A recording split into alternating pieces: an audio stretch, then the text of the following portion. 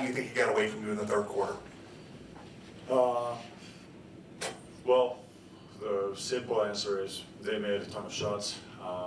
Some great performance from them offensively. I think they had over 200 offensive rating during that third quarter, but quite frankly, we had two of our bigs were with 4 fouls at that point, and I pulled Zach out early, and then Jaren almost immediately after.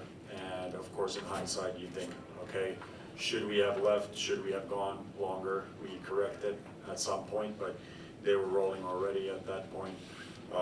It was all sorts of situations. You had ball screens, you had ISOs, you had transition situations. It wasn't one situation that was hurting us. But the thing is this, like, it's all the, let's say, bad teams, they would say in this situation we played otherwise well, but one bad quarter hurt us. No, that one quarter is the one that we have to fix and focus on and do better and learn from that if we want to be good or great.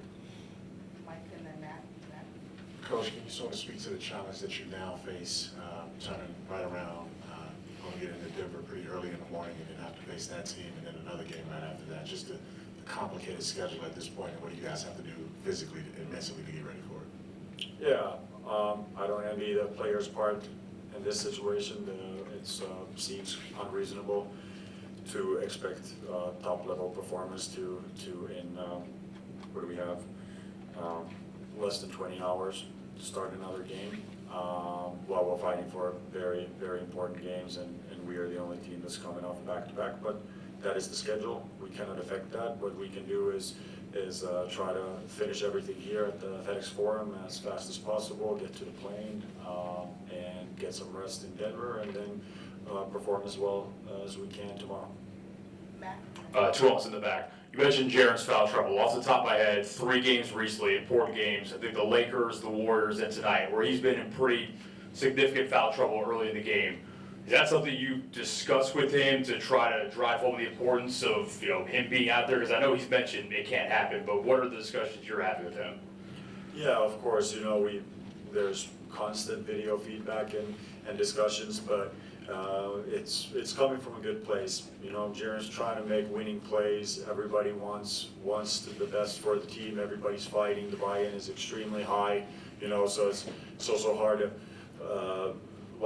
there's no really criticism in those situations. It's like you have to pick and choose the positions when you go but that's basketball, and Jaren will learn from those and be better. And also as a team, we have to be able to weather those situations, even when one of our players is not on the floor.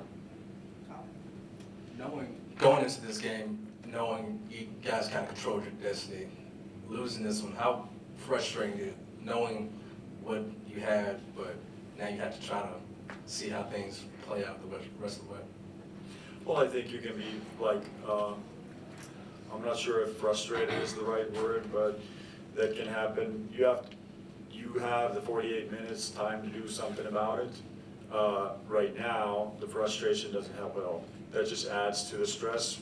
Right now, all we can do is analyze this game, learn from it, and then take the lesson into tomorrow's game, which that game we can still change the end score. This we can't do anything, so right now it doesn't make any sense to be frustrated about this. Just what's the message in the locker room to the team after not only the weight loss, but then the short turnaround for tomorrow's game? Yeah, we just focused on that short turnaround. Everybody wanted this win. We knew it was very important for us. We didn't get it. Can't affect the end score anymore. What we can affect is the recovery for tomorrow's Denver game. So sights are set there already, and get to the plane, get there safe, and get some sleep.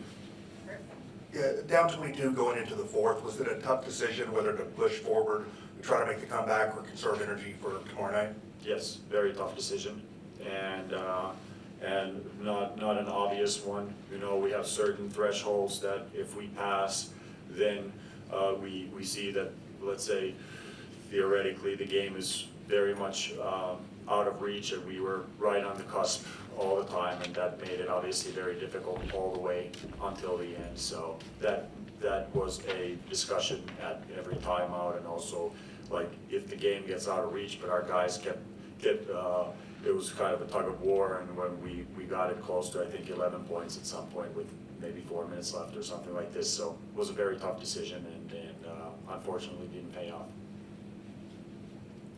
Next question. Thank you.